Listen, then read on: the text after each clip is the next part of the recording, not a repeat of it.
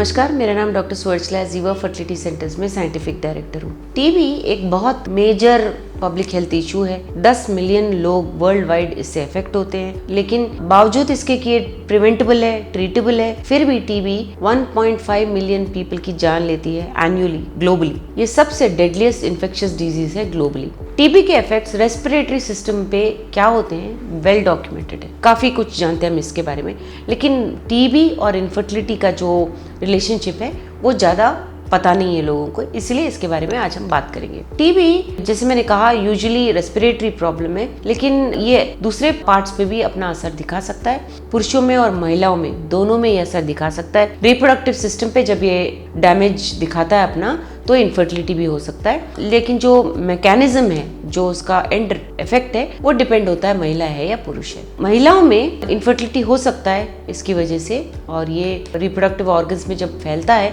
तो इन्फ्लेमेशन, सूजन या स्कैरिंग का एक कारण बन सकता है। पेल्विक ट्यूबरकुलोसिस यानी कि जो रिप्रोडक्टिव सिस्टम में पेल्विस में जब ये होता है, टीबी का जो बैक्टीरिया होता है माइकोबैक्टीरियम ट्यूबरकुलोसिस फैलोपियन ट्यूब्स को, यूट्रस को, ओवरीज को डैमेज कर सकता है, जिसकी वजह से प्रेगनेंसी नहीं होने के चांसेस होते हैं। ट्यूबल डैमेज जो है टीबी का सबसे इम्पॉर्टेंट और कॉमनली देखा गया इफेक्ट है, जिसमें ट्यूब्स में इन्फ्लेमेशन होना, स्कारिंग होना, ब्लॉकेज होना ट्यूब्स का, जिसकी वजह से जो अंडा ओवरी से रिलीज होता है वो ट्यूब में नहीं जा पाता और फर्टिलाइजेशन नहीं होने के कारण ट्यूबल डैमेज भी हो सकता है। मेंस्ट्रुअल इरेगुलरिटीज, कुछ केसेस में टीबी की वजह से पीरियड साइकिल जो है इरेगुलर हो जाना होता है, क्योंकि एंडोमेट्रियम पे टीबी का असर होने की वजह से पीरियड्स इरेगुलर हो जाना, जिसकी वजह से इनफर्टिलिटी हो सकता है। पुरुषों में भी ट्यूबरकुलोसिस हो सकता है, जिसकी वजह से कुछ ऐसे कंडीशंस होते हैं जिसे एपिडिडमाइटिस कहते हैं, ऑर्काइटिस कहते हैं। इन कंडीशंस में स्पर्म प्रोडक्शन ही नहीं, फंक्शन भी कम हो जाता है, जिसकी वजह से फर्टिलिटी भी कम होने के चांसेस होते हैं। ट्यूबरकुलोसिस टेस्टिस को, एपिडिडमिस को, प्रोस्टेट ग्लैंड, ये सारे भाग को इफेक्ट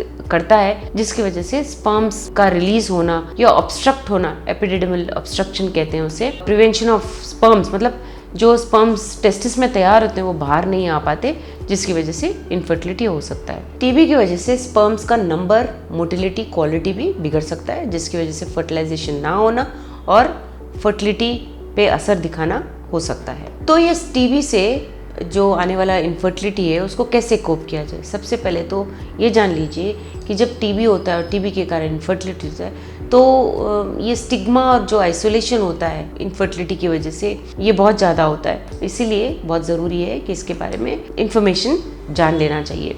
इमोशनल इम्पैक्ट भी बहुत होता है पेशेंट पे, फाइनेंशियल स्ट्रेन भी बहुत होता है, क्योंकि टीबी रिलेटेड ट्रीटमेंट लेना तो फ्री है गवर्नमेंट की वजह से, लेकिन अगर उसकी वजह से इनफर्टिलिटी हो रहा है तो IVF अगर कहा गया तो उसके लिए भी बहुत खर्च होता है। तो सपोर्ट सिस्टम रहना बहुत ज़रूरी होता है। टीबी को कैसे प्रिवेंट किया जाए? टीबी मेडिकेशन द्वारा प्रिवेंटेबल है, आपको ये दवाइयाँ लेनी चाहिए।